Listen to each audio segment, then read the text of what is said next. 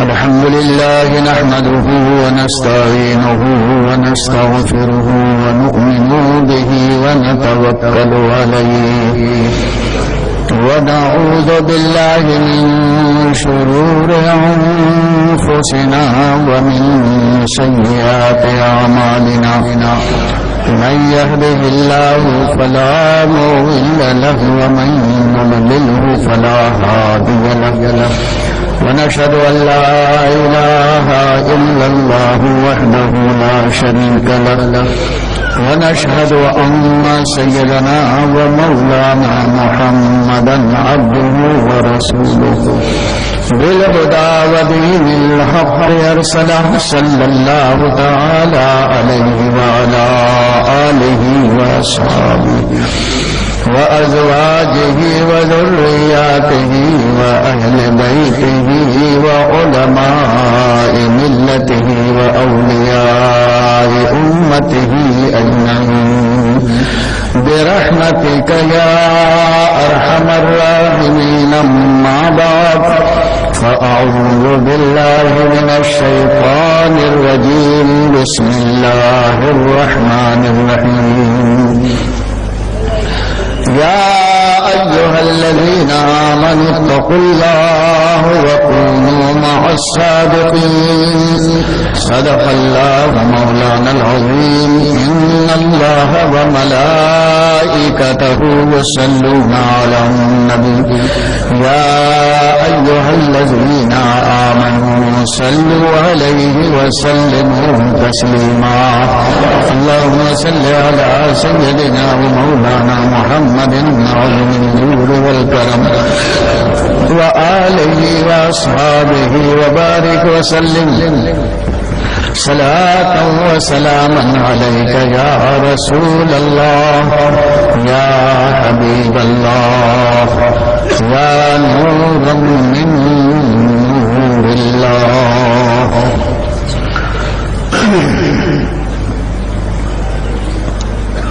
سیدنا سرکار اعلی حضرت امام محمد رضا علیہ رحمت والرضوان فرماتے ہیں، واہ کیا مرتبہ اے غوث ہے بالا تیرا، اونچے اونچوں کے سروں سے قدم اعلیٰ تیرا. سر بھلا کیا کوئی جانے کہ ہے کیسا تیرا، اولیاء ملتے ہیں آنکھیں وہ ہے تلوا تیرا.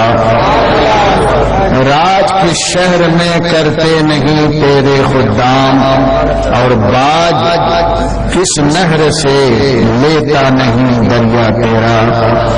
واہ کیا مرتبہ غوث ہے بالا تیرا، اونچے اونچوں کے سروں سے قدم اعلیٰ تیرا.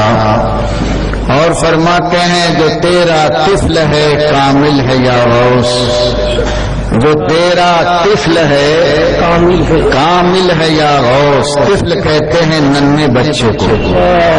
جو تیرا طفل ہے کامل ہے یا غوث، طفیلی کا لقب واصل ہے یا غوث.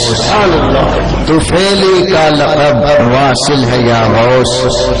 آج اسی بارگاہ عظمت میں خراج عقیدت پیش کرنے کے لیے ہم یہاں پر حاضر ہوئے ہیں. اللہ تعالی ہماری اس حاضری کو قبول فرما لے. کئی دن سے طبیعت ناساز چل رہی ہے اور آپ لوگ اتنی بھی فرصت نہیں لینے دیتے کہ میں کہیں بیٹھ کر چیک اپ کرا سکوں. بس میرا ایک لاڈلا ڈاکٹر یہ ہے اعجاز آیا، میں نے کہا بیٹے چیک اپ ہو جائے. ابھی خون لیا، لیبارٹری کو بھیجا اور انشاءاللہ یہ مولانا غلام مصطفیٰ جیسے تیز ہیں ڈاکٹروں کی لائن میں، ابھی 2 گھنٹے کے بعد کہنے لگے کہ سب پوری رپورٹ آ جائے گی. دعا کیجیے نارمل ہی نکلے اور میں آپ حضرات کی خدمت کرتے رہوں. مولانا غلام مصطفیٰ صاحب پر بہت ناراض ہوا ہوں میں، تو وہ بھی سوچنے لگے کہ ساری بدنامی میرے ہی حصے میں آ گئی ہے. کبھی بدنامی بھی نیک نامی کا ذریعہ ہے اور ڈاکٹر صاحب اور ان دونوں کی عمر میں برکت کی دعا کرتا ہوں. یہ بھی بہت خدمت کرتے ہیں، یہاں مسجد بناؤ وہاں مسجد بناؤ. ابھی ایک مسجد بنا رہے ہیں، مسجد ازہری اختر رضا، اور ماشاء اللہ اس کے لیے کافی کلیکشن بھی کر دیا، اور آپ کو بھی دینا ہے، پہلے سے آپ تیار ہیں. اتنا بڑا مجمع دیکھ کر کے ہم کو بھی حوصلہ ہوا ہے کہ کچھ وصول کریں گے کہ نہیں کریں گے. بہرحال بعد میں اعلان کر دوں گا.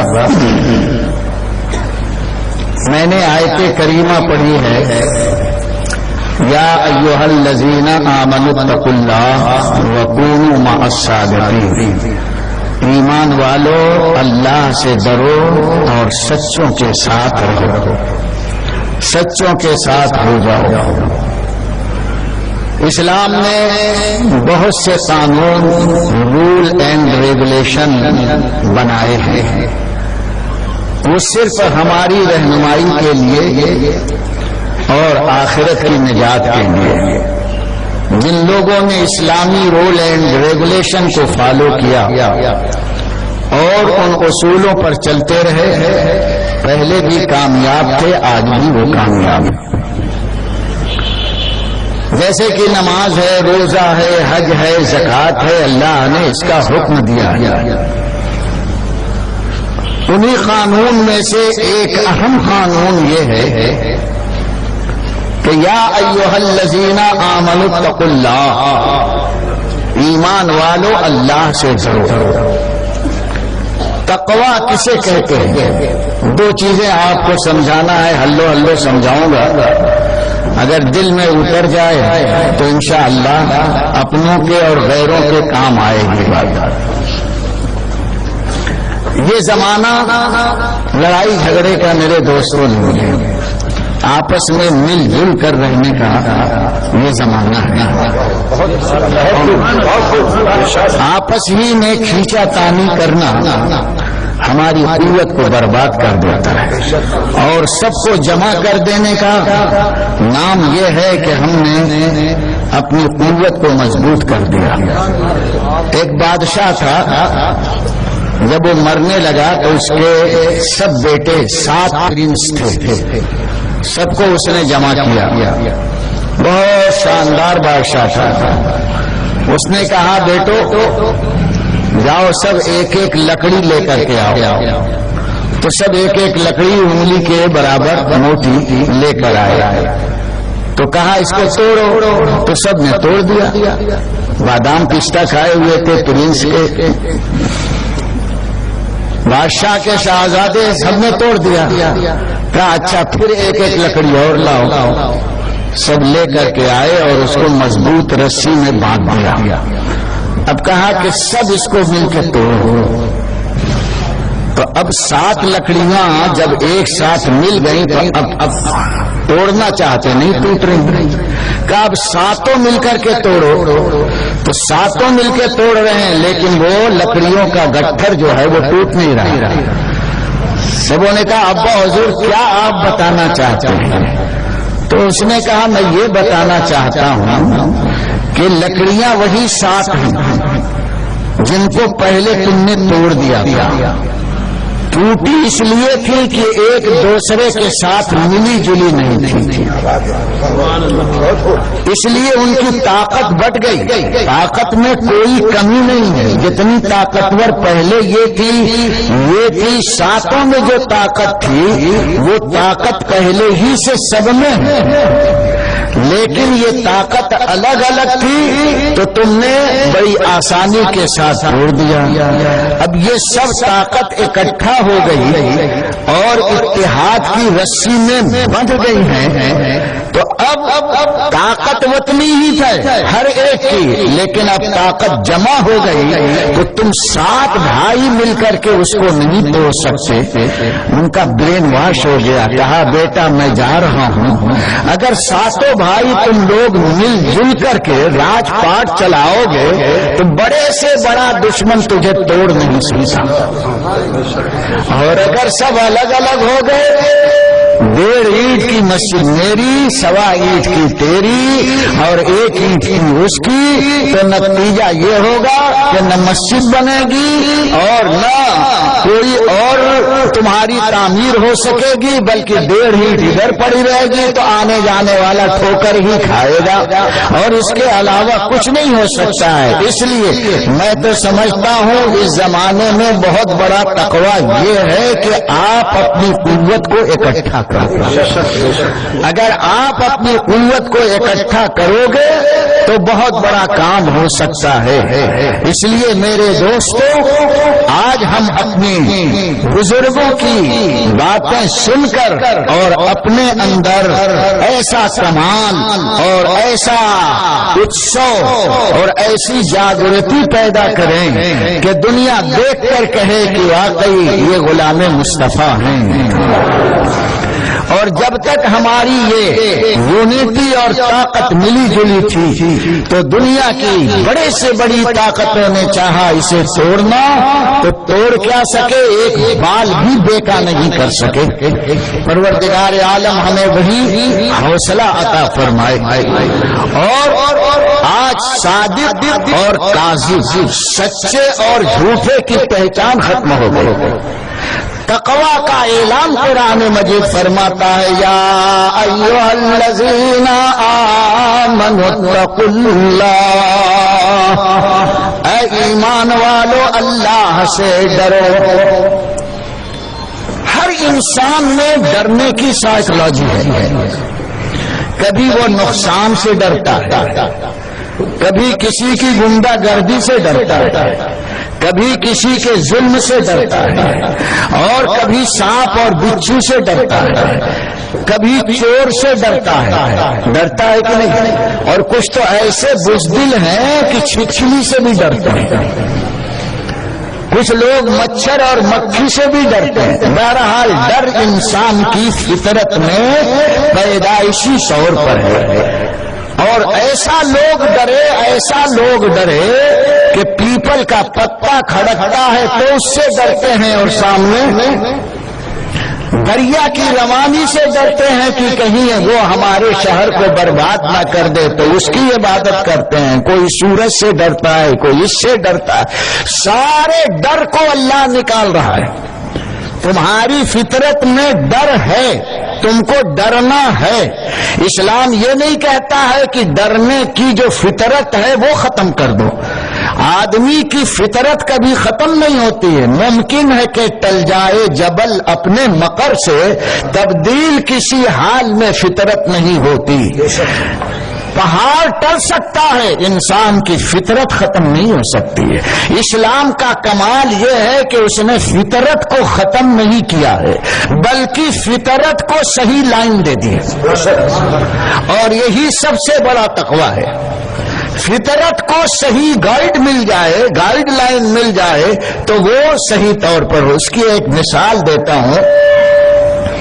بچے کی فطرت میں اللہ تعالی نے ماں کا دودھ حاصل کرنا بچپن ہی سے، پیدائش سے رکھا ہے۔ اس کو سکھانے کی ضرورت نہیں، فطرت کو سکھایا نہیں جاتا ہے، فطرت کو سنبھالا جاتا ہے۔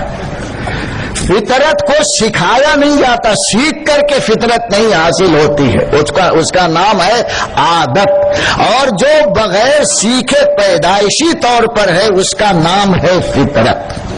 عادت اور فطرت میں فرق ہے۔ عادت تو دیکھ دیکھ کر کے آدمی سیکھتا ہے، اور فطرت وہاں سے لے کر کے آتا ہے۔ بچے کی فطرت میں دودھ پینا اللہ نے پہلے ہی دن سے رکھا ہے۔ یہ نہیں کہ اس کو 4-5 دن کی ٹریننگ دی جاتی ہے کہ دیکھ ماں کی چھاتی سے دودھ ایسا پی۔ اس کی فطرت میں ہے جب بھوک لگے گی تو ماں کی چھاتی کو وہ تلاش کرے گا، پہچانے نہ پہچاننے۔ اگر وہ کپڑا پالے گا تو منہ میں ڈال کر کے چوسے گا، اور اس کا یقین یہ ہوتا ہے کہ یہی ماں کی چھاتی ہے، اس سے دودھ نکلے گا۔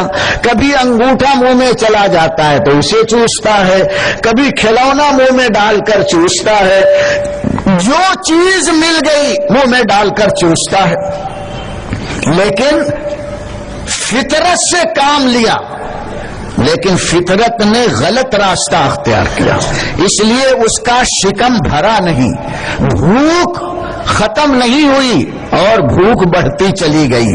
اب ماں کو اللہ نے پرورش کا جذبہ دیا ہے کہ اب اس کی فطرت، اگر وہ کپڑا چوس کر کے اپنی فطرت کو تسکین دینا چاہتا ہے تو کپڑے کو منہ سے نکال لے، انگوٹھا چوس کر کے دودھ حاصل کرنا چاہتا ہے تو انگوٹھے کو منہ سے نکال لے، لکڑی چوسنا ہے تو لکڑی کو الگ کر لے، اب اپنی چھاتی اس کے منہ میں دے دے، وہ بھی چوسے گا، لیکن اب فطرت کو گائیڈ لائن مل گئی ہے تو اب اس کی بھوک بھی جائے گی، اس کا چلانا بھی ختم ہوگا، اس کی بے چینی بھی ختم ہوگی۔ لکڑی بھی اس نے چوسا، فطرت اس کی تھی، کپڑا بھی چوس رہا تھا لیکن بھوک بڑھ رہی تھی۔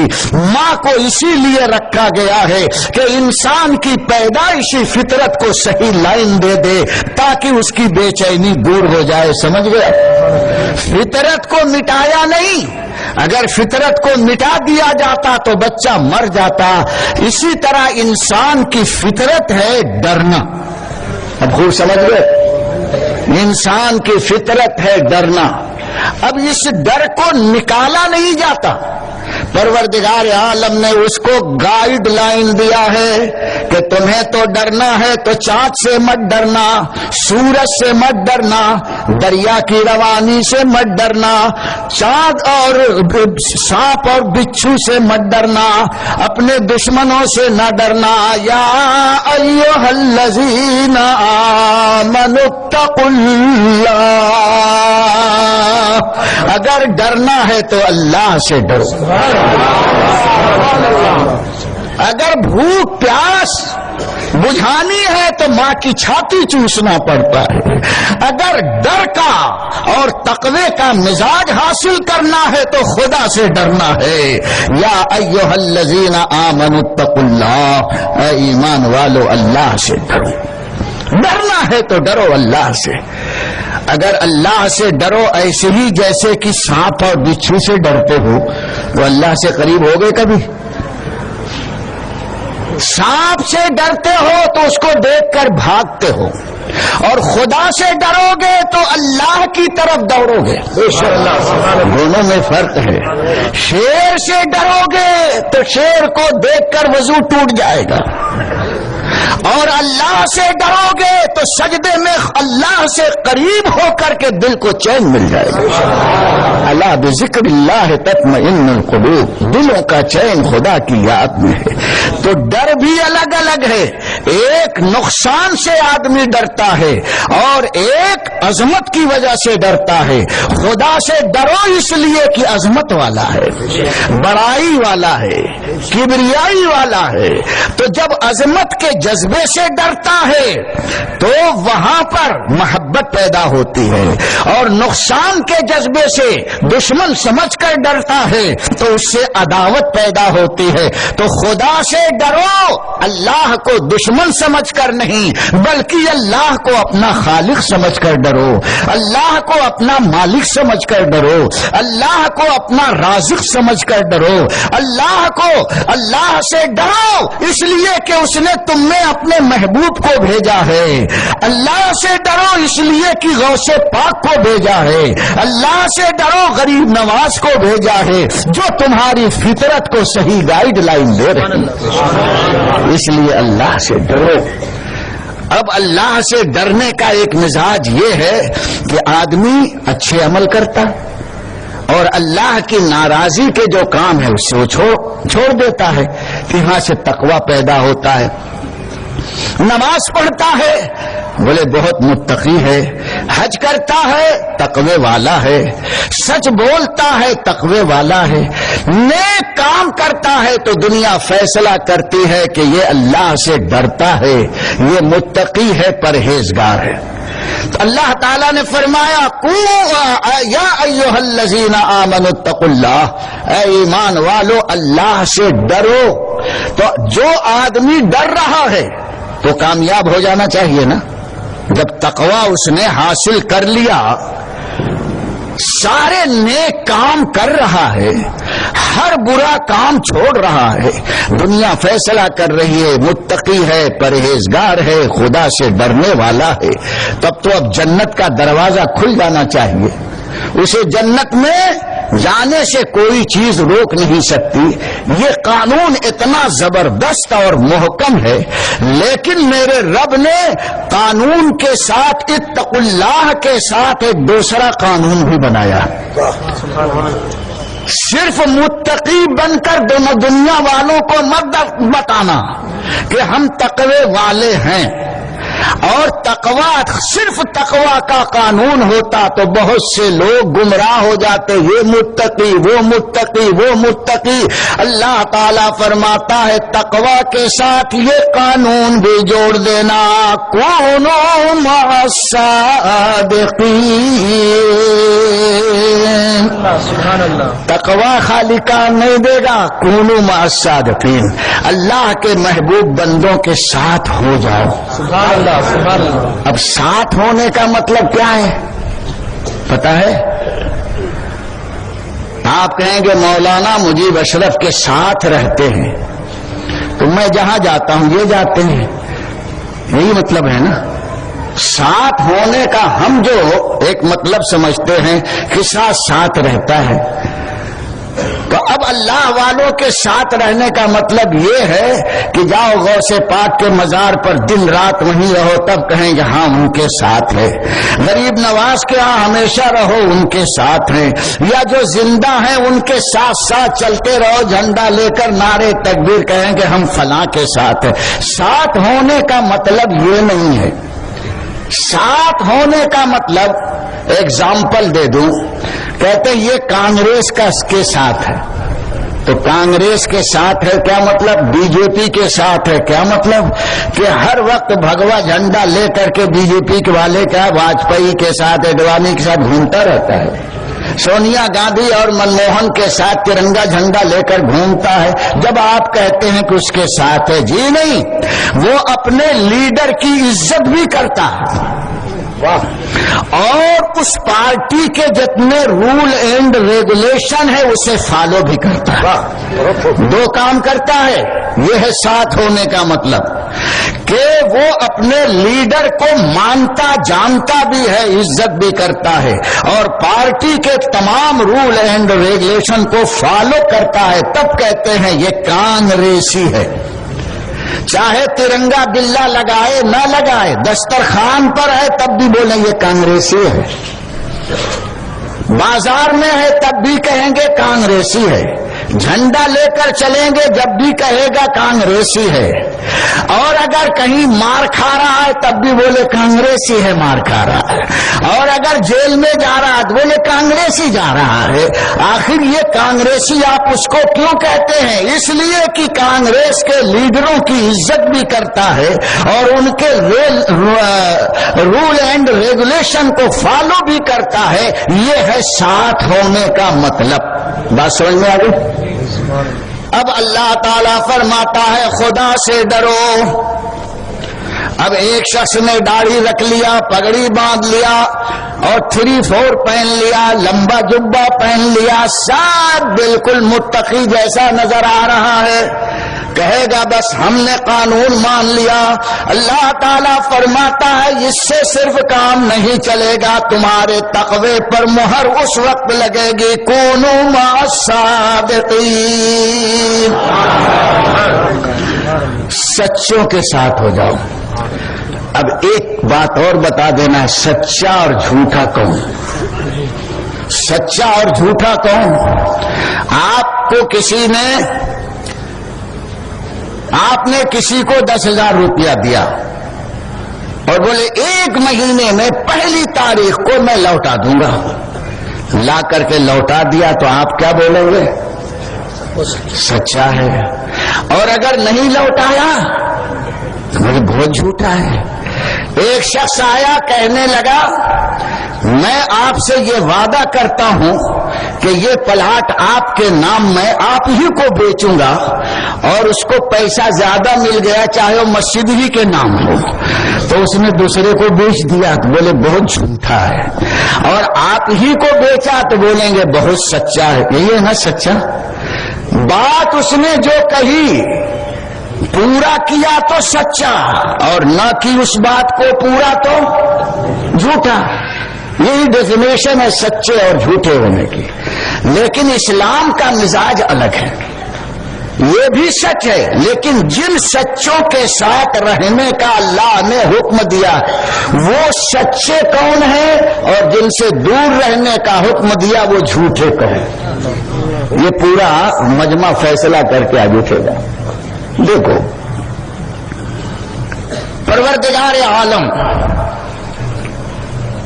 اپنے نبی کی محبت ہر مسلمان پر واجب اور فرض کر دی، یہ ذہن میں رکھنا۔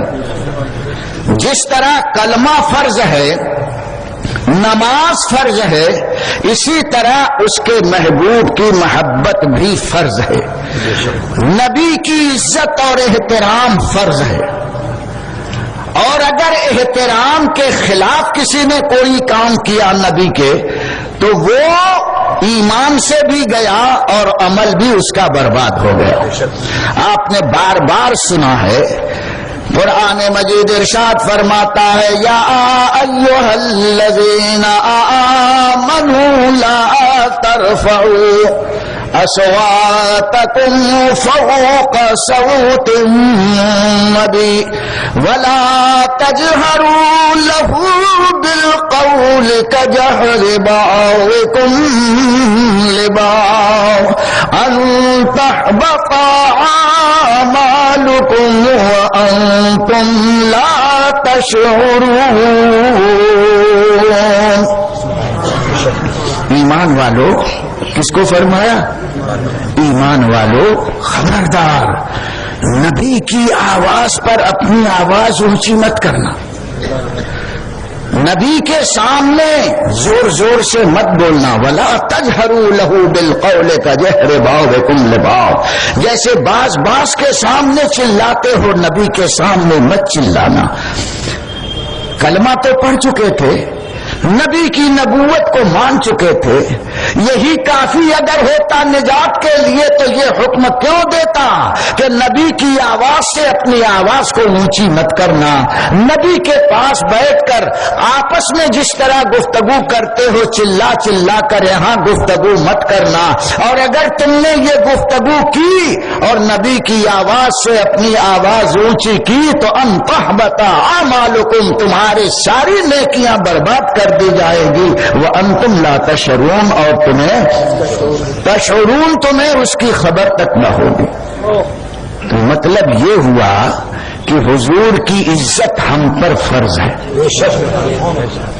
اور جس نے ایمان اور عمل کے بعد نبی کی عزت کی وہی سچا متقی ہے، اور ایمان اور عمل کے بعد اس نے نبی کا احترام نہیں کیا تو وہ متقی نہیں ہے۔ اب جب یہ آیت کریمہ اتری تو حضرت صدیق سارے سچوں کے امام ہیں، صادقین کے امام ہیں۔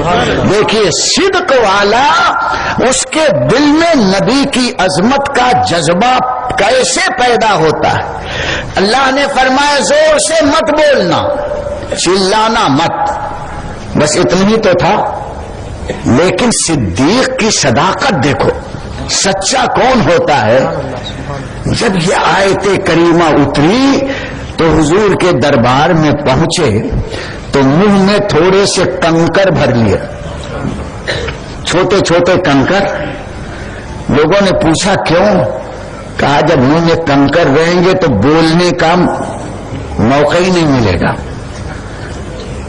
آپ گٹکا بھر لیتے ہیں نا، بھرتے نہیں بھرتے؟ بولے السلام علیکم، یہ ہوتا ہے۔ ارے مت کھاؤ اٹکا گٹکا بھائی، ارا کھرا مت کھاؤ۔ جب منہ میں کوئی چیز ہوتی ہے تو بولنے میں تکلف، اور چلا کر بول ہی نہیں سکتا، اور اگر چلا کر کے بولا نا تو سب پرنٹڈ ہو جائے گا، اور سامنے اگر کوئی ہوگا تب تو وہ 10 گالیاں دے گا، پھری مارے گا، سب اس کے چہرے پر آئے گی۔ تو منہ میں کوئی چیز ہوتی ہے تو انسان کی فطرت ہے کہ وہ زور سے بولنا بھی چاہے تو نہیں بول پاتا۔ اب جناب صدیق اکبر نے کس طرح سے اپنے اوپر کنٹرول کیا، ذرا سوچو، یہی ہے صداقت۔ منہ میں کنکر رکھ لیا کہ اگر زور سے بولنے کی بھی ضرورت پڑی تو منہ کھلے ہی نہیں، اس لیے کنکر بھر کر کے جاؤ، جبکہ نہ اللہ کا حکم تھا نہ رسول کا حکم تھا کہ اس آیت کے بعد لوگ منہ میں کنکر بھر بھر کے آنا، یہ کہیں حکم نہیں ہے۔ یہ سچا جو ہوتا ہے نبی کی محبت میں وہ یہ اپنا خود راستہ نکال لیتا ہے، محبت والی فطرت ہے جو اپنا راستہ ڈھونڈتی ہے۔ حضرت صدیق اکبر جب اس انداز سے حضور کی خدمت میں حاضر ہوئے اور کبھی بولنے کی ضرورت ہوئی تو بہت آہستہ گفتگو کرتے تھے، تو اللہ تعالی کو یہ صدیق کی ادا پسند آ گئی اور آیت اترتی ہے، ماشاء اللہ آیت اترتی ہے، کسی صحابی کا بیان نہیں ہے، حدیث کی گفتگو نہیں ہے کہ یہ غیر مقلد چمبوڑیے بول رہے ہیں، ضعیف ہے ضعیف ہے، تو یہ عیف ہے ضعیف یہ سب ختم ہو گیا۔ اللہ تعالی ارشاد فرماتا ان الذین یغضون اصواتهم عند رسول اللہ اولئک الذین امتحن اللہ قلوبهم للتقوی۔ اس کے بعد لہم مغفرۃ واجر عظیم۔ اب دیکھو اتنا عمل تھا، سب کچھ تھا، اب ذرا اس آیت کے تیور پر اندازہ لگائیے کہ وہ لوگ جو رسول اللہ صلی اللہ علیہ وسلم کے پاس بیٹھ کر اپنی آوازوں کو بہت دھیمی کر لیتے ہیں، قرآن فرماتا ہے دھیمی کر لیتے ہیں۔ قرآن نے تو کہا چلانا مت، وہ تو نارمل آواز سے بول سکتے تھے، کوئی حرج نہیں تھا، لیکن صدیق کی صداقت نے نارمل آواز سے بولنا بھی گوارا نہیں کیا۔ یہ ہے سچائی، صرف وعدہ کر کے پورا کرنا یہی سچائی نہیں ہے۔ عظمت مصطفیٰ میں جتنا احتیاط کر سکو یہ ہے سچائی۔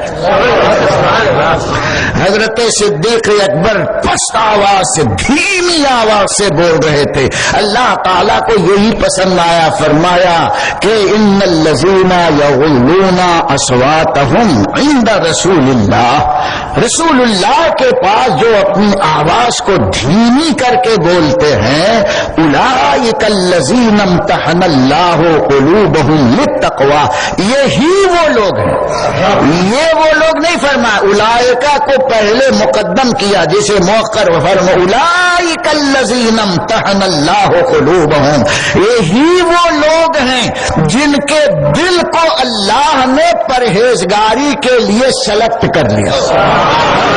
سبحان اللہ سبحان اللہ۔ پیشانی پر ڈھگٹا لگانے سے تقویٰ صرف تم دیکھتے ہو، اور دل کا جو متقی ہوتا ہے اسے اللہ ملاحظہ فرماتا ہے، تو فرماتا ہے پروردگار عالم نبی کی خدمت میں جو اپنی آواز کو دھیمی کرتے ہیں یہ دل کے متقی ہیں، اور صرف دل کے متقی نہیں، اللہ نے ان کے دل کو تقویٰ کے لیے چن لیا ہے، مقرر کر لیا ہے کہ یہی اصل میں متقی ہیں۔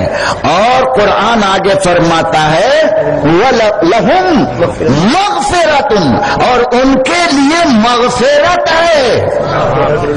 نماز روزے کا ذکر نہیں ہے، صرف آواز نبی کی بارگاہ میں دھیمی کر لے تو خدا کے ہاں سے مغفرت کا پیغام اور اجر عظیم، اور بہت بڑا ثواب ہے ان کو، اجر عظیم کا اعلان فرمایا۔ فرمایا صرف آواز کو دھیمی کر. یہ ہے صدیقین کی جماعت کے امام کا کردار. اس کو کہتے ہیں صادق.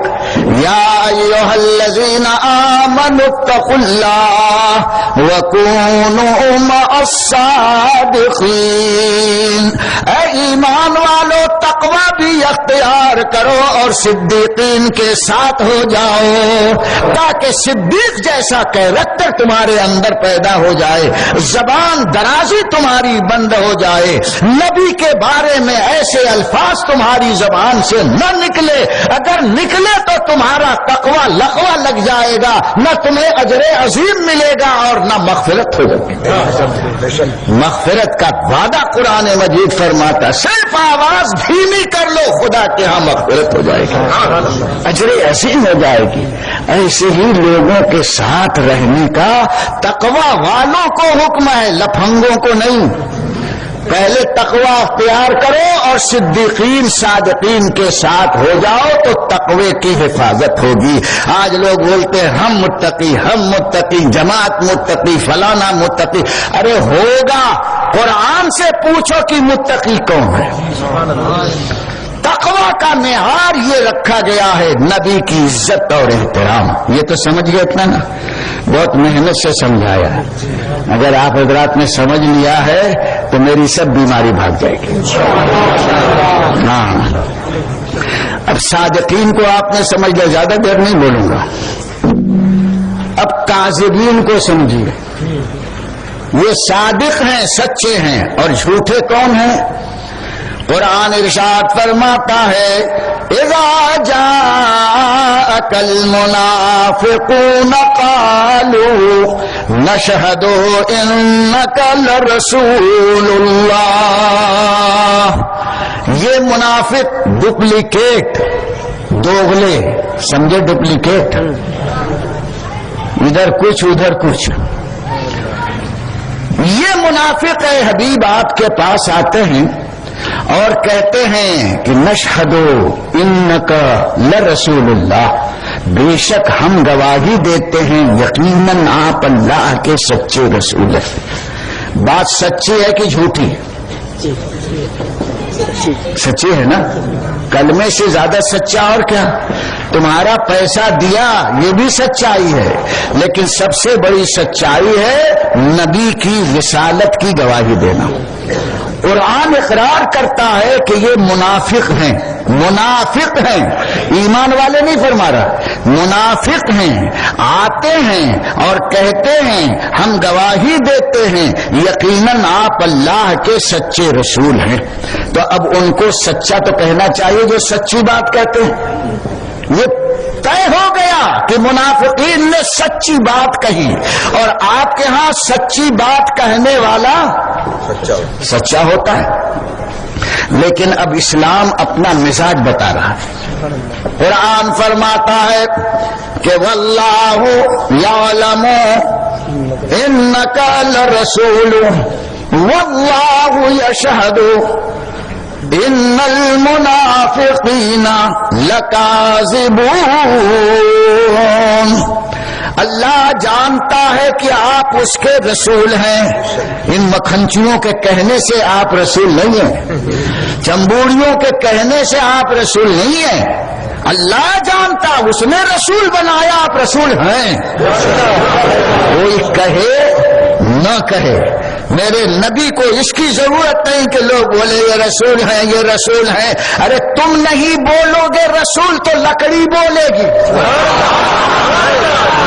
تم انہیں رسول نہیں کہو گے تو چاند کلیجہ پھاڑ کے کہے گا رسول ہے. سورج اپنا گھر چھوڑ کے آ کے بولے گا رسول ہے. درندے پرندے بولیں گے یہ رسول ہے. مت بولو تم. اللہ نے انہیں رسول بنایا ہے, ساری مخلوق ان کو رسول بولے گا. واللہ یشہد ان المنافق. لیکن یہ سچی بات کہنے والے منافق کون ہیں؟ اللہ گواہی دیتا ہے کہ واللہ یشہد ان المنافقین لکاذبون, کہ بے شک یہ منافق جھوٹے ہیں. اب سوال پیدا ہوتا ہے کہ جب سچی بول رہے ہیں تو ان کو سچا کہنا چاہیے. قرآن جھوٹا کیوں بول رہا ہے؟ بس اتنا سمجھ لو برین واش ہو جائے گا. قرآن خود بولتا ہے سچی بات بول رہے ہیں میرے رب. سچی بات جب بول رہے ہیں تو جھوٹا کیوں کہہ رہا ہے؟ تو پوائنٹ نوٹ کر لو. اس لیے اللہ جھوٹا فرما رہا ہے کہ تقوی بھی ہے, مسجد نبوی میں نماز بھی ہے, حضور کے ساتھ جہاد بھی ہے, حضور کے ہاتھ میں ہاتھ دے کر انک لرسول اللہ پڑھتے ہیں, یہ بھی سچی بات ہے. سارے کام سچائی کے ہیں میرے رب. یہ جھوٹے کیوں ہو گئے؟ تو قرآن یہ فرمائے گا جھوٹے اس لیے ہیں کہ نبی کی تعظیم نہیں کرتے ہیں, اس لیے اب کونوا مع الصادقین, سچوں کے ساتھ ہو جاؤ کا مطلب یہ ہے کہ ایمان والے عمل والے ہوں. یہ دونوں چیزیں ہیں. اور پھر نبی کی دل سے عزت کرتے ہیں. نبی کا جو احترام کرنے والی جماعت ہے وہی صادقین کی جماعت ہے. اسی کے ساتھ رہنا تو تقوی سلامت رہے گا. اور جو نبی کو اپنے جیسا کہہ دے, ارے نبی تو مر کر مٹی میں مل گئے. کیا کبھی صدیق نے ایسا کہا؟ صدیق کے تو کان یہ سنتے تھے ان اللہ حرم علی الارض ان تاکل اجساد الانبیاء فنبی اللہ حی یرزق. بے شک اللہ نے زمین کو حرام قرار دے دیا ہے کہ کسی نبی کے بدن کو نہ گلائے نہ سڑائے. اللہ کا نبی قبر میں زندہ رہتا ہے, کھاتا پیتا ہے. اس لیے صدیق نے تو یہ سن لیا تھا آواز اونچی مت کرنا, تو دھیمی آواز سے بول رہے ہیں. یہاں صحیح حدیث میں ہے کہ حضور اپنی قبر میں زندہ ہیں, کھاتے پیتے ہیں, پھر بھی وہ کہتا ہم ایمان والے ہیں, عمل والے ہیں, چلے والے ہیں, ایسے ہیں ویسے ہیں. میں کہتا ہوں پھر یہ حدیث کیوں چھوڑ رہے ہو کہ نبی مر کر مٹی میں مل گئے؟ تو سارا عمل اور ایمان یہ سچوں کا نہیں ہوا, جھوٹوں کا ہوا. اور قرآن فرماتا ہے نجات چاہتے ہو تو سچوں کی جماعت کے ساتھ ہو جاؤ, جھوٹوں سے الگ ہو جاؤ. یہی آج کی رات میں مجھے آپ کو سبق پڑھانا تھا. سچائی کا معیار کیا ہے؟ نبی کی عزت. دل سے نبی کا جو احترام کرے یہ ہے سچ ہونے کی علامت اسلام میں. اور جو نبی کی عزت نہ کرے کتنا بڑا متقی نظر آئے, وہ متقی نہیں ہے, صادق نہیں ہے, کاذب ہے, وہ سچا نہیں ہے, جھوٹا ہے.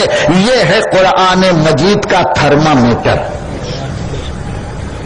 سچائی کو ناپنا ہے تو نبی کی عزت کا تھرمامیٹر لگا دینا کہ اس کا پارا چڑھ رہا ہے کہ ڈاؤن ہو رہا ہے. اگر نبی کی عزت کا پارا اور ہائی ہوتا جا رہا ہے, اور عزت کرو اور عزت کرو اور عزت کرو, بولو صادقین ہے. اور جتنا ڈاؤن ہو جا رہا ہے, کچھ بولتے تھے وہ بھی ہمارے جیسے ہیں, کیا ہو جاتا ہے تو سمجھو یہ ڈاؤن ہو گیا.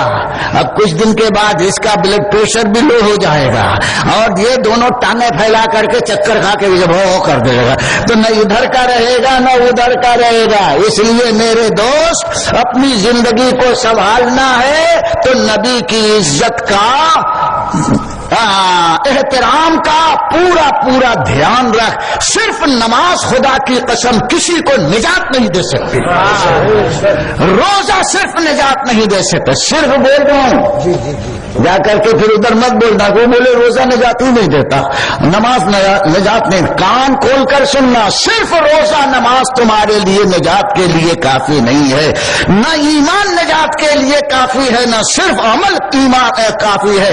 دونوں کے ساتھ ساتھ نبی کا احترام اگر ہے تو سب نجات کے لیے کافی ہے.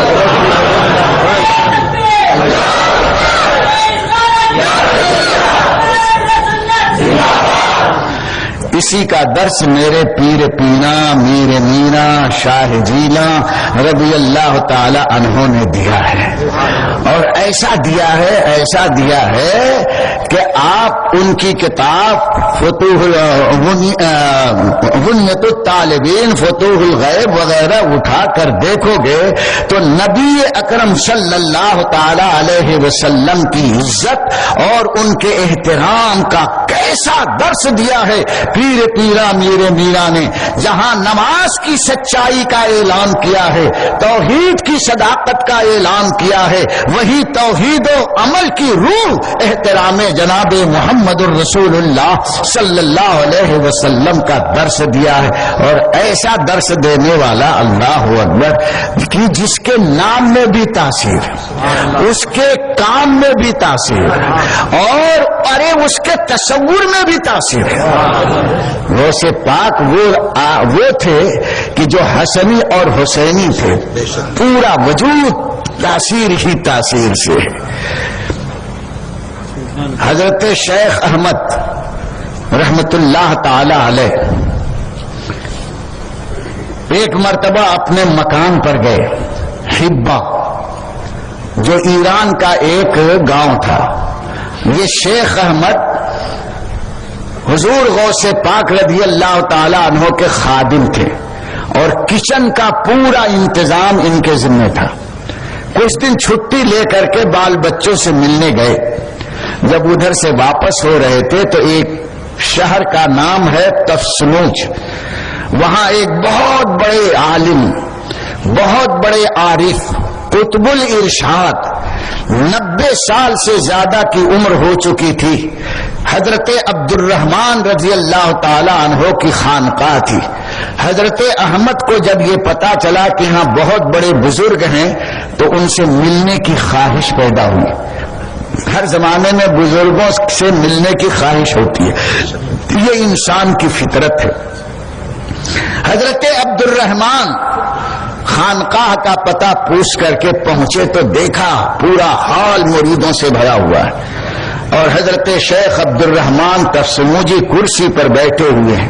آنکھوں کی پلکیں بالکل گر چکی ہیں، پورے بال سفید ہو چکے ہیں، اور آنکھیں بند کیے ہوئے اپنے مریدوں کو نصیحت و ارشاد فرما رہے ہیں. سب لوگ سر جھکائے ہمہ تنگوش ہو کر سن رہے ہیں. اتنے میں حضرت شیخ عبد الرحمن کے اوپر ایک وجدانی کیفیت طاری ہوئی، اور آپ نے وجد کے عالم میں سر اٹھایا اور کہا، لوگوں سن لو، آج روئے زمین پر عبد الرحمن کی حیثیت ایسے ہی ہے جیسے کہ سب پرندوں میں ہنس کی ہے. ہنس ایک پرندہ ہے سفید، لمبی اس کی گردن ہوتی ہے اور اس کے ماتھے پر ایک ٹیلا ہوتا ہے، ٹیکا ہوتا ہے، لمبی لمبی ٹانگ ہوتی ہے، بطخ کی صورت کا ہوتا ہے، تالاب کے کنارے، ندیوں کے کنارے ہوتا ہے، اور باقی یہ جتنے چھوٹے چھوٹے پرندے اس کے پاس ادھر ادھر، وہ پرندوں کا بادشاہ اور سردار مانا جاتا ہے. تو آپ نے یہ اعلان کیا کہ پورے روئے زمین پر جتنے اولیاء ہیں میں ان کا سردار ہوں. یہ ہے اس کا خلاصہ. حضرت شیخ احمد کنارے بیٹھے ہوئے تھے. جب انہوں نے سوچا کہ یہ سب کے سردار ہیں تو میرے غوث، میرے پیر کا کیا حال ہے؟ پھر تو وہ چھوٹے ہو گئے، یہ بڑے ہو گئے. اب غیرت ارادت نے گوارا نہ کیا، بولے یہ تو ہو نہیں سکتا، میرے پیر غوث اعظم ہے. حضرت غوث اعظم کی جوانی کا اس وقت عالم تھا، اور یہ کیسے کہہ رہے ہیں کہ میں سب کا سردار ہوں؟ تو کیا میرے پیر کے بھی سردار ہیں؟ کھڑے ہو گئے اور گدڑی اتارا، پھینک دیا. کہنے لگے، شیخ عبد الرحمن میں آپ سے کشتی لڑنا چاہتا ہوں. تو سارے مرید نے دیکھا، سناٹا تو تھا ہی. آج کل کا مجمع نہیں ہے کہ بک بک بک بک چک چک چک ہلو ہلو، یہ سب نہیں ہوتا تھا. سناٹا تھا.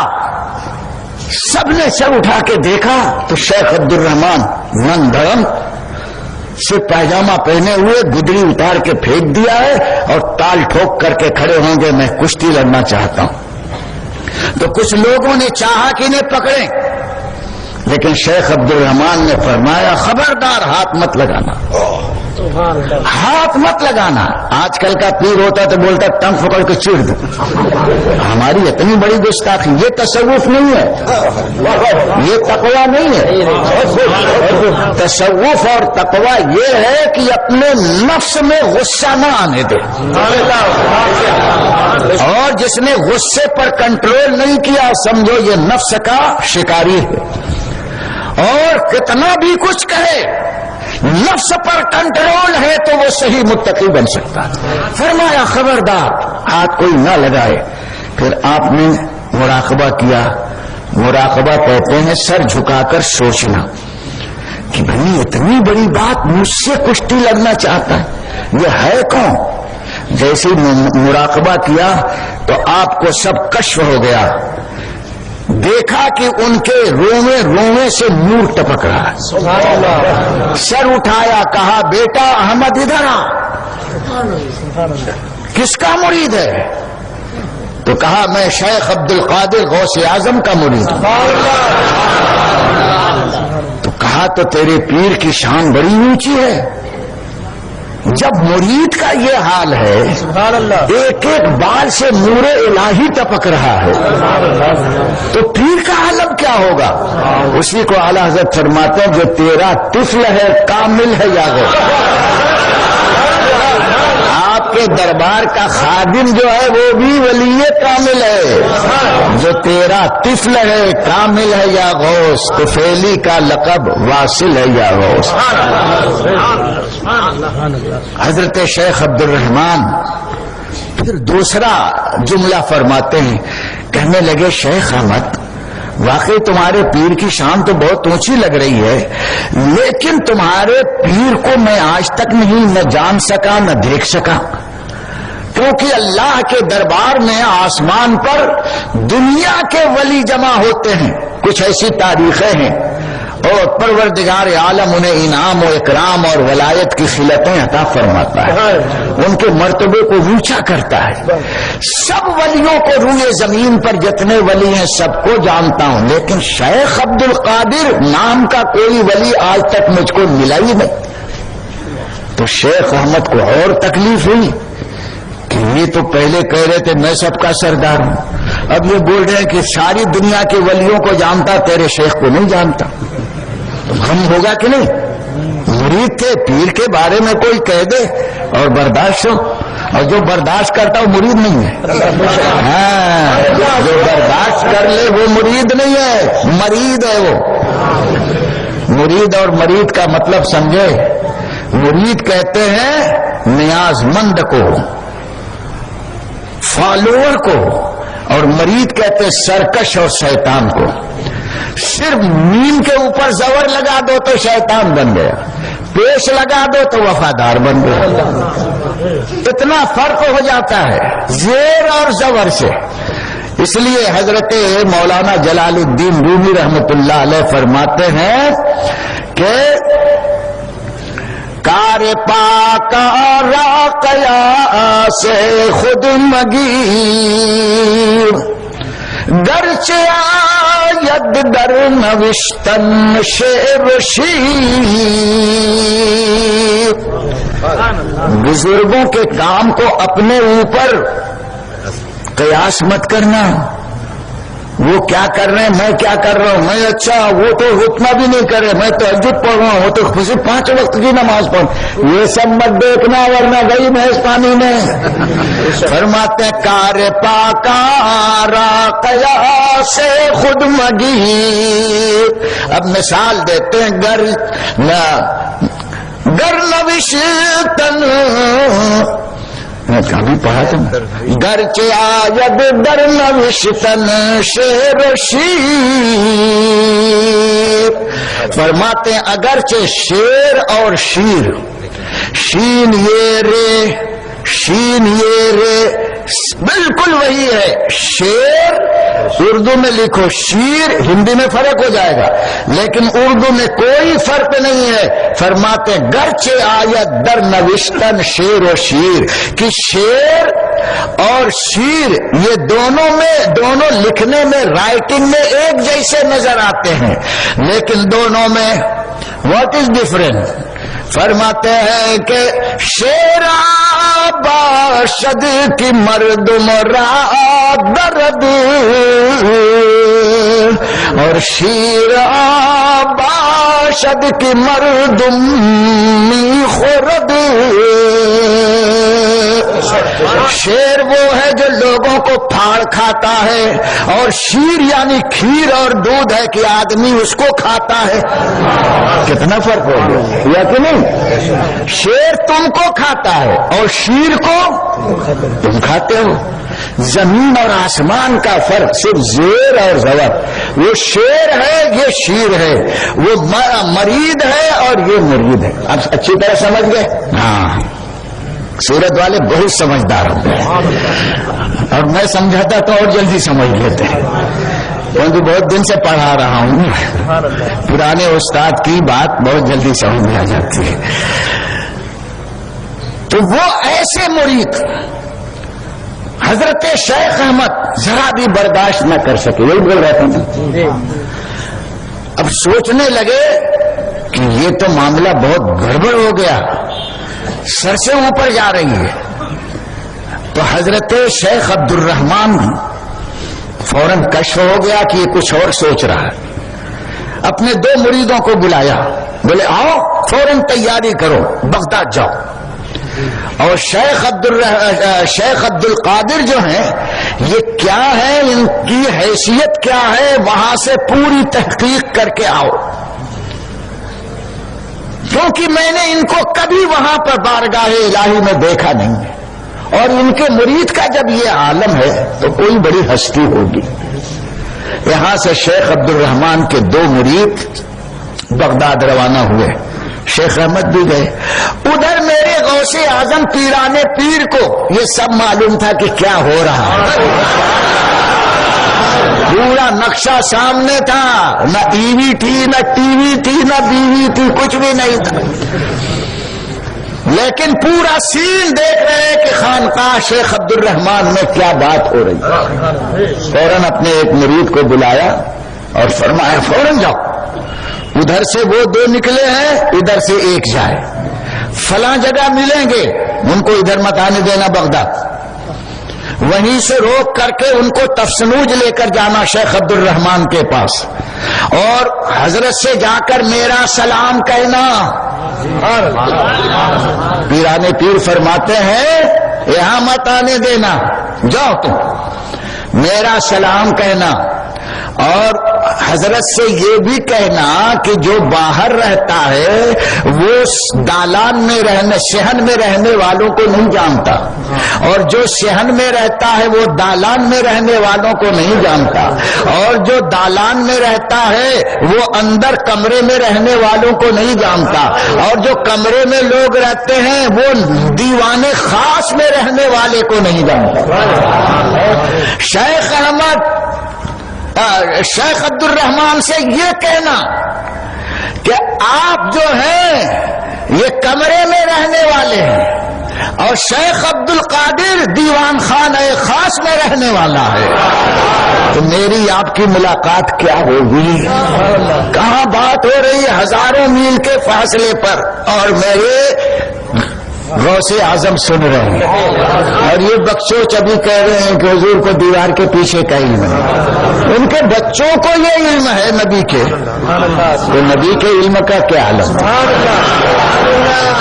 حضرت غوث پاک رضی اللہ تعالی عنہ کا وہ مرید چلا جہاں کہا تھا وہیں ادھر سے آنے والے شیخ عبد الرحمان کے 2 مرید ملے. کہا واپس چلو. ہمارے شیخ نے کہا واپس چلو، سب گئے واپس.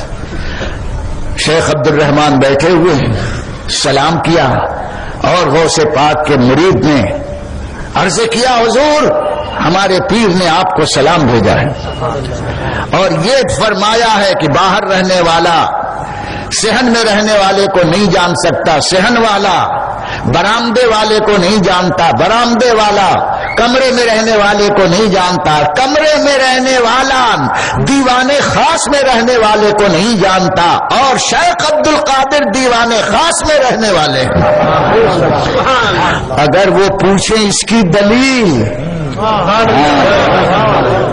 کیا ثبوت کی وہ رہتے ہیں اگر پوچھیں تو یہ بول دینا کہ فلاں تاریخ کو فلاں رات کو 70 ولیوں کو ولایت کی خلعت ملی تھی، اس میں آپ بھی تھے، اور دیوان خانہ خاص سے ایک کھڑکی باری تھی جس میں سے ایک ہاتھ نکلتا تھا، اور وہ خلعت ولایت ہر ولی کو دیا کرتا تھا۔ جو خلعت آپ کو اس دن ملی اس کا کلر جو تھا ہرا تھا، اور اس کی گوٹ اور کنارہ گولڈن تھا، اور اس پر قل ہو اللہ شریف لکھی ہوئی تھی، اور جو ہاتھ بانٹ رہا تھا وہی ہاتھ شیخ عبد القادر کا ہاتھ تھا۔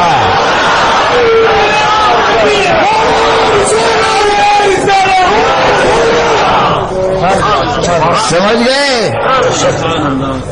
حضرت شیخ عبد الرحمان کے پاس آ کر کے غوث پاک کے مرید نے یہ سب بیان کیا، بس آپ پر وجد طاری ہوا اور ایک چیخ ماری اور فرمایا واللہ ھذا سلطان الزمان، ہوا سلطان الزمان، قسم ہے اللہ کی عبد القادر اس زمانے کے بادشاہ ہیں۔ سلطان کہا کیوں؟ انہوں نے اس وقت اپنے کو سردار کہا۔ ہزاروں سردار بادشاہ کے انڈر میں ہوتے ہیں، ذرا ادب تو دیکھو۔ انہوں نے کہا تھا کہ میں سردار ہوں، پرندوں میں جیسے ہنس، لیکن جو بادشاہ ہوتا ہے وہ سب سرداروں کا بھی بادشاہ ہوتا ہے، جتنے رجواڑے ہوتے ہیں سب کا بادشاہ۔ مان لیا شیخ عبد الرحمان نے کہ غوث اعظم کا وہ مقام ہے کہ اس مقام پر کوئی ولی نہیں پہنچا ہے۔ ارے سر بھلا کیا کوئی جانے کہ ہے کیسا تیرا، اولیاء ملتے ہیں آنکھیں وہ ہے تلوا تیرا۔ یہ شان تھی میرے پیر پیرا کی، یہ جن کی آپ یاد منا رہے ہیں یہ صادقین میں تھے، اس لیے انہی کی جماعت میں رہنا۔ جہاں ان کی مخالفت اجارویت کرو تو کیوں نہیں کرے بھائی؟ تیرے باپ کیسے چاول لاتے ہیں؟ کہاں سے لاتے ہیں چاول؟ رانی تالاب والوں کیسے گوشت آتا ہے؟ ہمارے حنیف بھائی کے ہاں سے چاول آتا ہے اور پکانے والا آ کے بیچارہ پکاتا ہے۔ افروز بھائی پیسہ خرچہ کرتے ہیں اور ہم لوگ آ کر کے سب دعوت کرتے ہیں۔ آخر ہم کیوں نہ کریں؟ اس لیے کہ عزت اور احترام کا جذبہ کئی طرح ظاہر ہوتا ہے۔ کسی کی عزت اس طرح سے بھی ہے کہ اس کے نام پر لوگوں کو کھانا کھلایا جائے، یہ بھی عزت کا۔ میں آپ کے گھر آتا ہوں تنہا تو ایک ہی آدمی کی دعوت نہیں، مولانا بھی آ رہے ہیں، سید بشیر بھی آ رہے ہیں، ڈاکٹر اعجاز بھی آ رہے ہیں، افروز بھی آ رہے ہیں، ہمارے حاجی اشرف بھی آ رہے ہیں، سبھی آ رہے ہیں، 4 5 10 آدمی۔ یہ 10 آدمی کو کیوں بلایا؟ خوشی کی یا غم؟ پیر صاحب آئے ہیں، خوشی ہے تو 10 کو بلا کر کھانا کھلانا یہ عزت کا اظہار کرنا ہے۔ اسی طرح سے غوث اعظم کا جب مہینہ آتا ہے تو ہر صادقین کی جماعت میں رہنے والا خوشی ہوتی ہے کہ میرے پیرانے پیر کا مہینہ ہے، ایک نہیں 1000 آدمی کو کھانا کھلائیں، اور اس طرح سے وہ اپنی خوشی کا اظہار کرتا ہے۔ اور جو اس سے جلتا ہے سمجھو وہ صادقین میں نہیں ہے، میں قسم کھا کے کہتا ہوں۔ عزت کے خلاف اگر کوئی آواز بلند کرتا ہے اور شریعت نے عزت اور خوشی کے لیے کوئی معیار اور وصول مقرر نہیں کیا ہے، بلکہ جو جس ماحول میں عزت اور اظہار مسرت کے لیے جائز کام کیے جاتے ہیں وہ سب اظہار مسرت اور اظہار عزت کے لیے کافی ہے۔ مثال کے طور پر میں چل رہا ہوں، ایک آدمی میرا مرید آگے آگے چل رہا ہے، اس کو پتا نہیں، میں اس کے پیچھے پیچھے چل رہا ہوں، چلا جا رہا ہے، اور جیسے اس کو آہٹ ہوئی میں مولانا ہی کی مثال دوں. ان کو آہٹ ہوئی کہ میرے حضرت آ رہے ہیں, پیچھے مڑ کے دیکھا تو اب یہ کیا کریں گے آپ بتائیے؟ پیچھے ہوں گے کہ اور اکڑ کر کے اور آگے چلیں گے؟ نہیں جائیں گے, کھڑے ہو جائیں گے, مجھے آگے یہ پیچھے. بولو قرآن حدیث شریعت میں کہاں ہے کہ ایسا ہو تو ایسا کرنا؟ یہ ادب کا ایک لحاظ کا, عزت کرنے کا ایک ڈھنگ ہمارے رواج میں ہے. اس لیے کسی بزرگ کی عزت اگر اس طرح سے کی جائے تو یہ بھی جائز اور ثواب کا کام ہے. اظہار عزت کے لیے صرف وصول تلاش کرنا یہ غلط ہے. سماج میں ہر وہ جائز کام جس میں شریعت نے پابندی نہیں کی ہے, کسی بزرگ کی عزت کے لیے اگر وہ کام کیا جائے تو یقیناً وہ عزت کا اظہار کرنا ہے. اور اگر اس کی مخالفت کی جائے تو سمجھ جانا کہ اس کے دل میں میل ہے. مولانا رک گئے, مجھے آگے کر دیا. تو ایک صاحب آئے کندھے پر, مولانا کہاں یہ لکھا ہے؟ اب یہ کہاں سے ثابت ہے کہ مجھے وہ شب جب آئے تو آپ رک جائیں, ان کو آگے کریں, آپ پیچھے چلیں.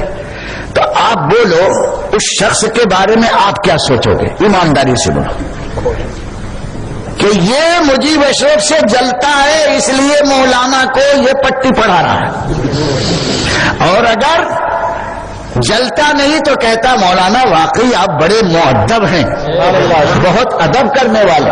بولی سے سمجھ میں آتی ہے. قرآن فرماتا بے افواہہم یعرفون بے افواہہم, کیا ہے؟ منافقوں کے بارے میں فرمایا کہ یہ اپنی بولی سے پہچانے جاتے ہیں کہ کاذبین میں سے ہیں. صدیق اپنی بولی سے پہچانے جاتے ہیں کہ صادقین میں ہیں. تو جو صادقین والے ہیں وہ بولی سے پہچانے جاتے ہیں, کاذبین بھی بولی سے پہچانے جاتے ہیں. کوئی اس میں دیوتا کا یا کسی بھوت کا سینگ نہیں لیتا, یہ کاذب ہے. پاؤں اس کا الٹا نہیں ہوتا ہے کہ یہ جھوٹا ہے, سب ویسی ہوتا ہے. بھائی تمہاری داڑھی سے لمبی داڑھی نہیں ڈاڑھا ہو جاتا ہے, اتنا گاڑھا اللہ اکبر کہ دیکھنے کے بعد آدمی ڈر جاتا ہے. ایک مرتبہ ہم غیر مقلدوں کے مناظرے میں تھے وہاں بنارس. ایک مولوی آیا, بلا مبالغہ کہتا ہوں, جب وہ ایسے بیٹھا تو اس کی داڑھی یوں مڑ کر کے یہاں سے یہاں. میرے شیخ استاد شارح بخاری مفتی شہید الحق صاحب تھے اور حضور مجاہد ملت رضی اللہ تعالیٰ عنہ صدر تھے. جیسی وہ آ کے بیٹھا تو ذرا یہ ظریف مزاج تھے, حضرت سے کہنے لگے حضور غیر مقلدوں کے اسٹیج پر سکھ آ کے بیٹھا ہے. وہ بھی بہت سیدھے سادے تھے ہمارے حضور مجاہد. بولے سکھ کیسے آ گیا؟ اس کو اتارو جلدی, سکھ کیسے آ گیا؟ کہاں ہے سکھ؟ بولے وہ بیٹھا ہے. تو حضرت دیکھ کر کے ہنسنے لگے. بولے وہ ان کا مولوی ہے. تو بولے حضرات اتنی بڑی داڑھی, یہ استنجا کرتا ہوگا تو کیا کرتا ہوگا؟ نظامی صاحب تھے, کہنے لگے آدھا ادھر پکڑ کے ادھر کمر میں پہلے بھاگتا ہوں. یہ حالت ضرورت سے زیادہ کوئی چیز بھی وہ تقوی کو ظاہر نہیں کرتی ہے. ادب میں جتنی آگے بڑھو, شریعت کے دائرے میں ادب میں جتنا آگے بڑھو گے یہ ثواب کا کام ہے. اور عمل کرنے میں شریعت کے بارے میں جہاں رکاوٹ نہیں ہے, ذرا بھی آگے بڑھو گے تو وہاں پر تم معطوف سمجھے جاؤ گے. پروردگار عالم ہم سب کو زیادہ سے زیادہ ادب کرنے کا ڈھنگ سکھائے, جذبہ عطا فرمائے. اور یہی ادب وہ ہے جو اللہ کا فضل اور اس کی رحمت حاصل کرنے کا ذریعہ ہوتی ہے. پروردگار عالم سے ادب کی توفیق مانگو. حضرت مثنوی مولانا روم رحمت اللہ علیہ فرماتے ہیں کہ بے ادب محروم گشت از فضل رب. بے ادب محروم گشت از فضل رب با ادب. کیا چلو جو ادب والا ہوتا ہے فضل الہی سے مالا مال ہوتا ہے، اور جو بے ادب ہوتا ہے اللہ کے فضل سے محروم ہو جاتا ہے.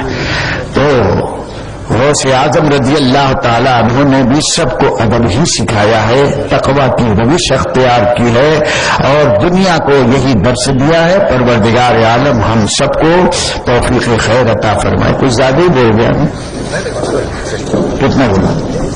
1 گھنٹہ. ہمارے ڈاکٹر اعجاز نے تو مجھے ہمت دے دی، خون تو چوسا انہوں نے، خون نکالا لیکن ہمت دے دی. کبھی خون نکالنے سے بھی ہمت آتی ہے. حضور اکرم صلی اللہ تعالی علیہ وسلم نے پچھنا لگوایا. جب حضور کا بلڈ پریشر ہائی ہوتا تھا تو حضور یہاں پر اس زمانے میں سینی لگاتے تھے، وہ نوک والے اوزار سے یہاں سے کوستے تھے اور اس میں سینی جیسے رہتا تھے اس کو چوستے تھے تو خون نکال کر کے اس کو پچھنا کہتے تھے. اور کبھی یہاں پر پچھنا لگایا جاتا تھا آگ کے ذریعے بہرحال. تو اس سے بڑی ہمت آ جاتی ہے، حوصلہ آ جاتا ہے. آج واقعی جب انہوں نے خون لیا تو اس کے بعد سے مجھے حوصلہ بھی آ گیا. اللہ ان کی پریکٹس میں اور استحکام بخشے. یہ نہیں بول رہا ہوں کہ لوگوں کو بیمار ڈالے، نہیں بول رہا ہوں.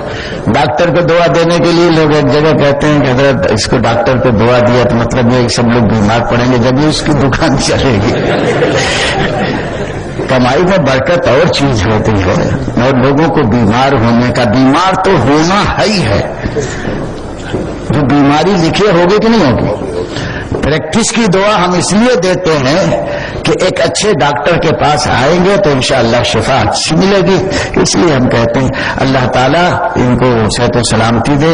اور یہ جو مسجد کا کام انہوں نے اٹھایا ہے اس میں آپ کو بڑھ چڑھ کر کے حصہ لینا ہے. ہاں جلدی جلدی.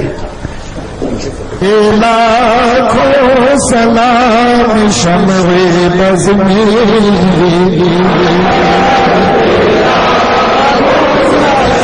دور نزدیک کے سننے والے وہ کان، دور نزدیک کے سننے والے وہ کان، کانے لاول کرامت لاکھوں سلام مصطفیٰ جانی رحمت لاکھوں سلام شمع بزمی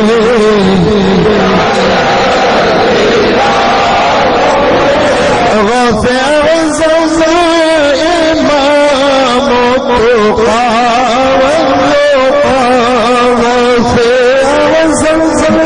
امام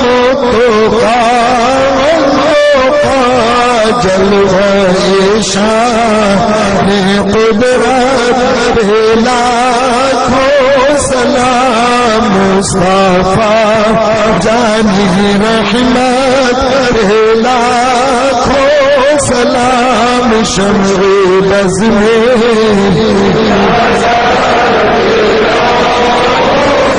کاش محشر میں جب ان کی آمد ہو اور بھیجے سب کی شوکت پہ لاکھوں سلام مجھ سے خدمت کے تجھ سیکھا ہے ہر رضا مصطفیٰ جانی رحمت لاکھوں سلام شمع بزمی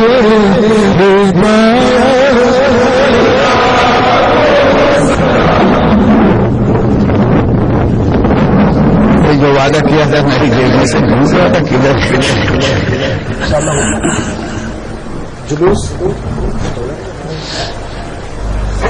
امن سوسائٹی سے بھی جمعے کی نماز کے بعد 3:30 بجے جلوس نکلے گا اور اس طرح سے امن میں گھومے گا. آپ لوگ اس میں بھی شرکت کریں.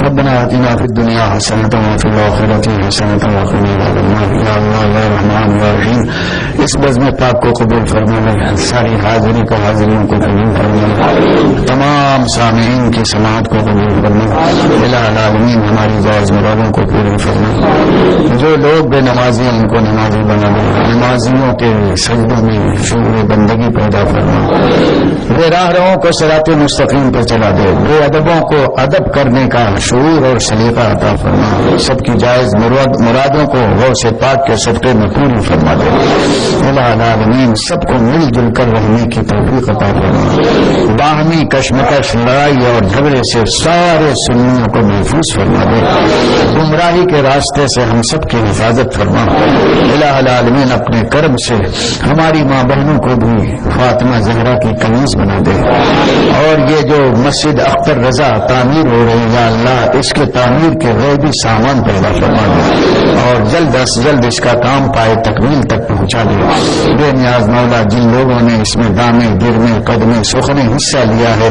اور ابھی بھی جو کچھ جس نے چندہ دیا ہے سب کو شرف قبول عطا فرما اس کے بدلے میں ہزاروں